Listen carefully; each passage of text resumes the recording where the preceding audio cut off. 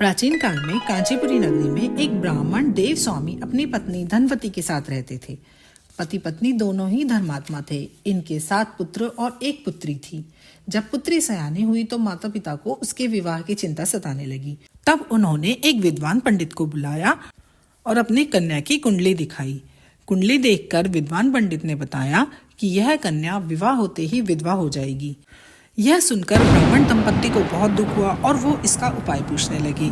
तब विद्वान पंडित ने बताया कि समुद्र के पार एक पतिव्रता स्त्री रहती है जिसका नाम है सोमा धोबिन। अगर वह आकर अपने व्रतों का पुण्य आपकी कन्या को दे तो इसका निवारण हो सकता है।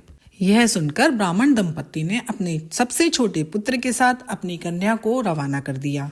दोनों भाई बहन सागर किनारे पहुंचे और वहां पहुंचकर सागर पार करने के बारे में विचार करने लगे। जब उन्हें कोई उपाय नहीं सूझा तो वे थक हार कर एक पीपल के नीचे विश्राम करने लगे। उस पीपल पर एक गिद्ध परिवार रहता था। गिद्ध के बच्चे यह सब देख रहे थे।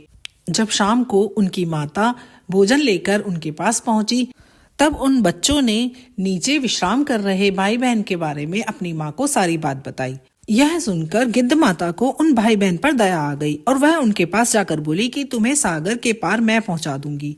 और इतना सुनने के बाद भाई बहन की खुशी का ठिकाना ना रहा और गिद्ध माता ने उन्हें सागर पार सोमा धोबिन के घर पहुंचा दिया।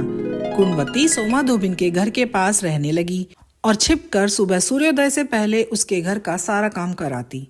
एक दिन सोमा धोबिन ने अपनी बहुओं से पूछा कि ये सारा काम कौन कर जाता है। बहुओं ने प्रशंसा के लोभ से कहा, हमारे सिवा और कौन कर सकता है। लेकिन सोमा धोबिन को अपनी बहुओं की बात पर भरोसा नहीं था। उसी रात वह छिपकर बैठ गई और सब देखने लगी। सुबह सुबह सूर्योदय से पहले गुणवती आई। उसने उसके घर का सारा काम किया और जाने लगी। तभी सोमा धोबिन ने उसको रोककर पूछा कि तुम कौन हो और मेरे घर का सारा काम क्यों कर जाती हो। तब गुणवती ने पंडित द्वारा बताई गई सारी बात सोमा धोबिन को बताई। अब सोमा धोबिन बोली, ठीक है, तुम्हारे सुहाग की रक्षा के लिए मैं तुम्हारे साथ चलूंगी।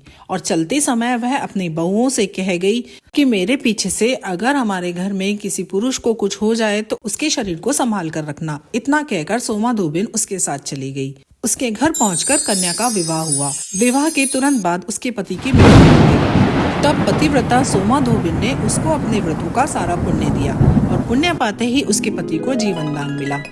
उधर पुण्यों की कमी से उसके पति, दामाद और बेटे की मृत्यु हो गई। सोमा धोबिन ने रास्ते में पीपल की 108 परिक्रमा लगाई और उसके बाद वह अपने घर पहुंची तो उसके पति, बेटे और दामाद को महादेव की कृपा से जीवन दान मिला।